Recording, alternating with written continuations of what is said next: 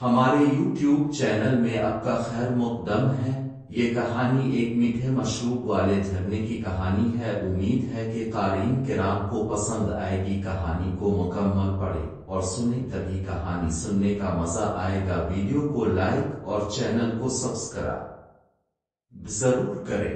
تارو نام کا ایک نوجوان اپنے والدین کے ساتھ ایک سنسان علاقے میں ایک پہاڑ کے دامن میں رہتا تھا۔ وہ روز جنگل سے لکڑیاں کاٹ کر بازار میں فروخت کرتا تھا، مگر بہت محنت و مشقت کے باوجود بھی وہ اپنے ماں باپ کو وہ خوشی نہیں دے پاتا تھا جس کی انہیں ضرورت تھی یا جو وہ چاہتا تھا۔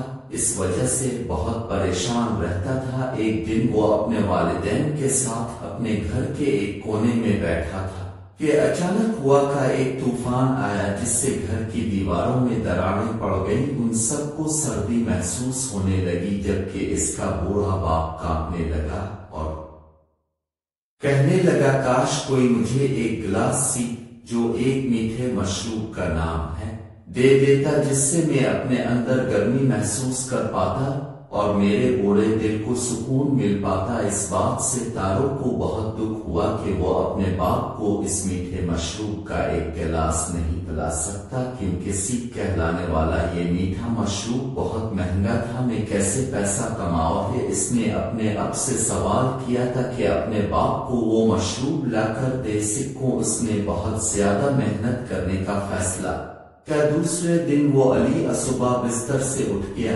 اور جنگل کی طرف چل پڑا۔ وہ لکڑیاں کاٹتا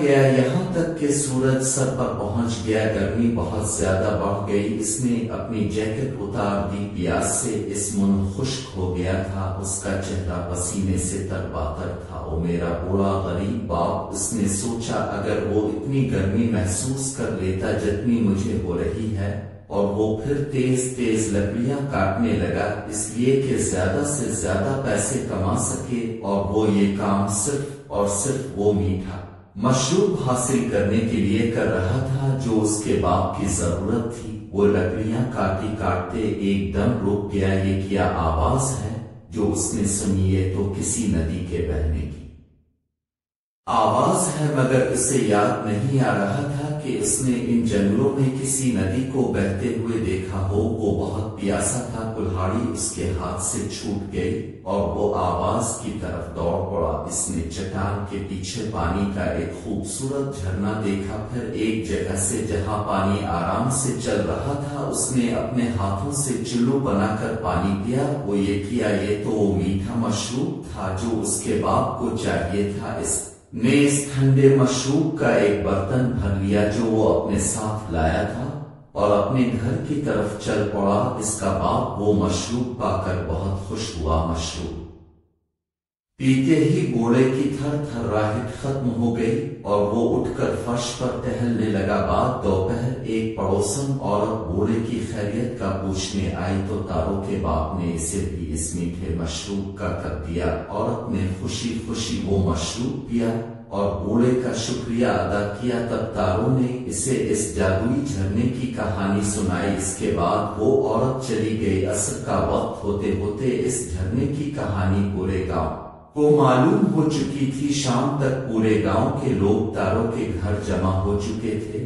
وہ سب اس میٹھے مشروب کا ایک ایک گھونٹ پینا چاہتے تھے اور پھر صرف آدھے گھنٹے میں وہ میٹھے مشروب والا برتن خالی ہو چکا تھا۔ اگلی صبح تارو بہت سویرے کام پر نکلا۔ اس نے اپنے ساتھ ایک بہت بڑا برتن لیا تھا۔ سب کام چھوڑ وہ پہلے اس جھرنے پر پہنچا، مگر وہ یہ دیکھ کر حیران رہ گیا کہ گاؤں کے سارے لوگ اس سے پہلے وہاں موجود تھے۔ ان سب کے پاس گھڑے تھے، بالٹیاں تھیں اور بڑے بڑے جگ تھے، اور وہ سب چیزیں جن میں وہ مشروب بھر سکتے تھے۔ ایک آدمی نے اپنا منہ جھرنے کے آگے رکھا اور مشروب پینے لگا اور پیتا ہی گیا۔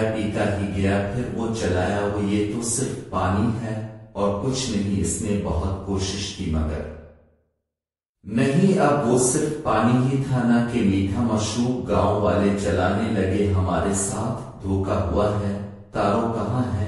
ہم اس کو چھوڑیں گے نہیں، مگر تارو ہوشیار تھا، وہ پہلے ہی ایک چٹان کے پیچھے چھپ گیا تھا۔ اس نے دیکھا کہ چیزیں جیسی دکھتی ہیں ویسی ہوتی نہیں۔ قصہ مختصر، گاؤں والے ناراضگی دکھاتے ہوئے ایک کر کے چلے گئے۔ تارو اپنی جگہ سے نکل آیا۔ کیا یہ سچ تھا؟